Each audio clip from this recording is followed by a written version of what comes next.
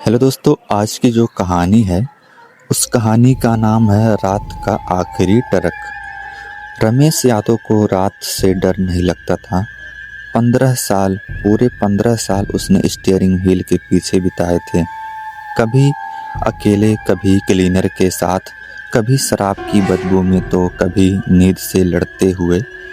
उसके लिए एक रात कोई डर नहीं थी।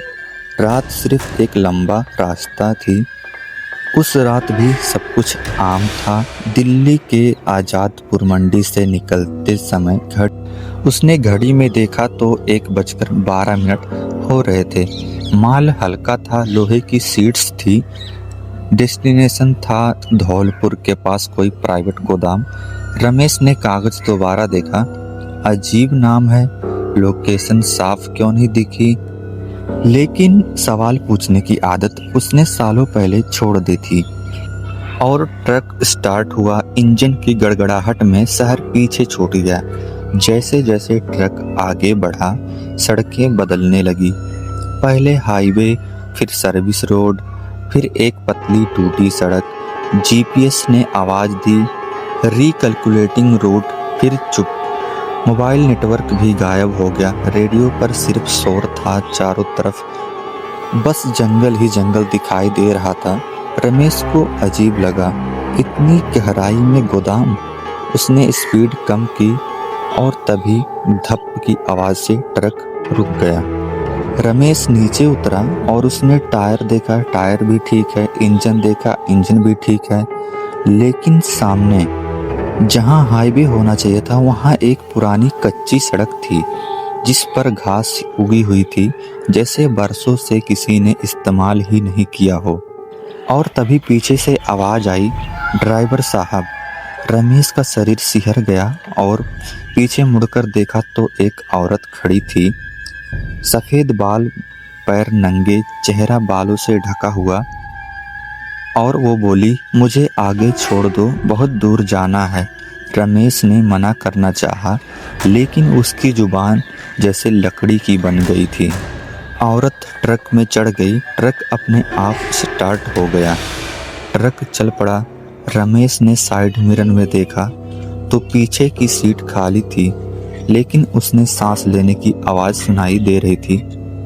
और तभी रेडियो अचानक चलने लगा और उस पर आवाज आई, जो इस रास्ते पर गया वो कभी वापस नहीं आया। और फिर कर की आवाज के साथ रेडियो बंद हो गया। रमेश ने सामने देखा, औरत अब बगल सीट पर बैठी थी और वह मुस्कुराई। उसके मुंह में दांत नहीं थे और वह बोली, तुम बहुत तेज गाड़ी चलाते हो रमेश। स्टीयरिंग कांप गया। आप मेरा नाम कैसे जानती हैं? और वह बोली, मैं सब जानती हूँ। और अचानक सड़क के दोनों ओर जले हुए ट्रक, उल्टी लाश से, खून से भरे हेलमेट, हर ड्राइवर की आंख खुली हुई दिखाई देने लगी। औरत बोली, 15 साल पहले इसी तरह की रात थी और यही सड़क था जहाँ पर तुमने मुझे कुचल दिया था। रमेश चीख पड़ा। उसे सब याद आ गया कि उस दिन उसने शराब पी रखी थी और गाड़ी की रफ्तार काफ़ी तेज थी और एक लड़की सामने आई और एक झटका लगा और वो भाग गया था। स्पीड मीटर 180 पर था। Brake fail. औरत की गर्दन धीरे धीरे पूरे 180 डिग्री घूमी और वह बोली, अब तेरी बारी है। स्पीड मीटर कांप रहा था। पहले 160, फिर 170, उसके बाद 180। रमेश ब्रेक पर पूरा जोर लगा रहा था, लेकिन पैडल जैसे पत्थर की तरह सख्त हो चुका था। स्टीयरिंग अपने आप घूम रहा था। सड़क अब सड़क नहीं रही थी, वो एक अंधेरी सुरंग बन चुकी थी। दोनों तरफ पेड़ नहीं, लटकी हुई लाशें थीं। हर लाश ट्रक ड्राइवर की थी। सबकी आंखें खुली हुई। सब रमेश को देख रहे थे। और फिर रमेश रोने लगा। रुको, मुझे रोक दो। औरत हंसी और उसकी हंसी में हजारों औरतों की चीख मिली हुई थी। अब बहुत देर हो चुकी है रमेश को महसूस हुआ, सड़क सांस ले रही है। काली डामर की सतह धड़क रही थी, जैसे जमीन के नीचे दिल हो। ट्रक के टायर उसमें धंसने लगे, हर पहिया एक चीख निकाल रहा था और तभी ट्रक पलट गया। रमेश की आंख खुली, चारों तरफ धुआं था, आग नहीं थी, लेकिन उसे जलने की गंध आ रही थी। वो जमीन पर पड़ा था, सामने वही औरत खड़ी थी। अब उसके बाल हट चुके थे, चेहरा पूरी तरह जला हुआ था, आंखों की जगह खाली गड्ढे थे।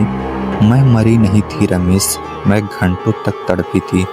तो रुक जाता। तो उसने अपना हाथ बढ़ाया तो उसके हाथ में एक टूटा हुआ चूड़ा था। रमेश को जमीन ने खींच लिया। वो सीधे 15 साल पीछे चला गया। वही रात, वही शराब, वही सड़क। उसने खुद को ट्रक चलाते देखा। सामने लड़की आई। इस बार उसने ब्रेक लगाया, लेकिन ब्रेक नहीं लगे। औरत चिल्लाई, देख, गलती सिर्फ रफ्तार नहीं थी, गलती चुप रहना भी होती है। दृश्य बदल गया। रमेश हर उस ड्राइवर की जगह था जो भागा था। हर मौत उसने खुद झेली। सुबह 7 बजे जंगल के बाहर एक जला हुआ ट्रक मिला। ड्राइवर सीट खाली थी। इंस्पेक्टर वर्मा जैसे ही अंदर कदम रखा, हवा ठंडी हो गई। डैशबोर्ड पर लिखा था, मैं अब भी चल रहा हूँ। पास के गांव में एक 90 साल का बूढ़ा मिला। उसने रजिस्टर दिखाया। हर 5 साल में एक नया नाम। सभी ट्रक ड्राइवर थे और सभी हादसे रात में ही हुए थे। आखिरी नाम था रमेश यादव और नीचे लिखा था, अब ये सड़क भूखी है। बूढ़ा बोला, उस लड़की की आत्मा अकेली नहीं है साहब, वो हर उस आत्मा को जोड़ लेती है जो भाग गया है। ये सड़क अब एक जेल है और जो इसमें घुसा वो बाहर नहीं आया। इंस्पेक्टर वर्मा ने उसी रात फैसला किया, मैं खुद जाऊंगा। इंस्पेक्टर वर्मा उस रात सो नहीं पाया। उसके कानों में बार बार वही शब्द गूंज रहे थे, ये सड़क भूखी है। उसने अपनी सर्विस पिस्टल उठाई, एक सरकारी ट्रक मंगवाया और अकेले ही निकल पड़ा। ड्राइवर सीट पर बैठते ही उसे अजीब ठंडक महसूस हुई, जैसे कोई पहले से वहां बैठा हो। रात के 1:40 हो रहे थे। वही मोड़, वही जंगल, वही सन्नाटा। जीपीएस अचानक चमका, डेस्टिनेशन अहेड, लेकिन सामने कोई इमारत नहीं थी, सिर्फ वही पुरानी कच्ची सड़क। वर्मा ने ब्रेक लगाया और पहली बार कोई ट्रक उस सड़क पर रुका। वो दिखाई दी। इस बार वो डरी नहीं थी, शांत थी। तुम भागोगे नहीं? उसने पूछा। वर्मा ने कहा, नहीं, मैं सुनने आया हूँ। औरत की आंखों से पहली बार खून नहीं, आंसू गिरे। वो सड़क सिर्फ सीमा की नहीं थी, हर वो आत्मा जो हादसे में मरी और जिसे न्याय नहीं मिला, वो सब यहीं फंसी थी। सीमा उनकी आवाज़ बन गई थी। हम मारना नहीं चाहते, हम सिर्फ याद दिलाना चाहते हैं। जंगल के अंदर एक परछाई हिली। वो रमेश था, लेकिन अब उसकी आंखें काली थी, चेहरा टूटा हुआ। आवाज़ कई लोगों की थी, अब मैं रास्ता हूँ, जो भागेगा वो मुझे देखेगा। वर्मा समझ गया। रमेश अब सड़क का प्रहरी बन चुका था। वर्मा ने ऊंची आवाज में कहा, अगर आज कोई अपनी गलती कबूल कर ले तो क्या तुम छोड़ दोगी?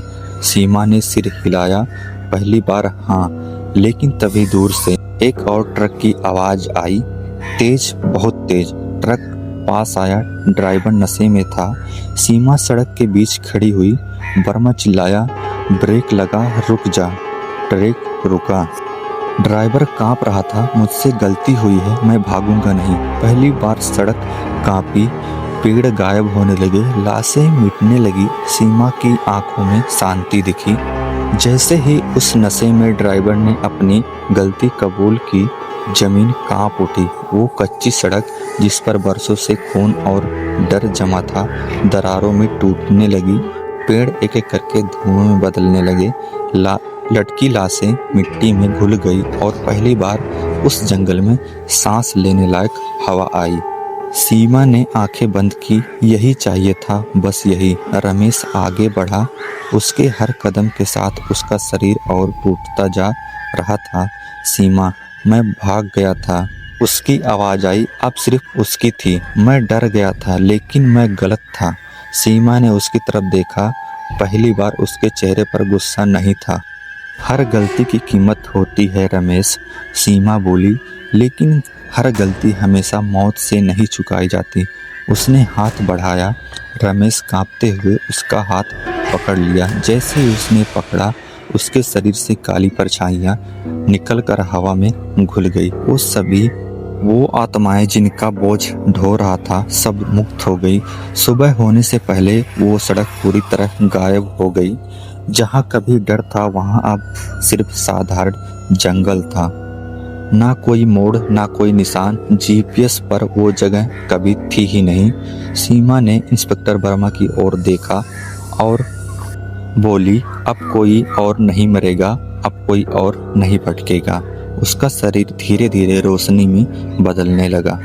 जाने से पहले उसने आखिरी बार कहा, अगर तुम रास्ते पर किसी को गिरा देखो तो रुक जाना। और वो हवा में घुल गई।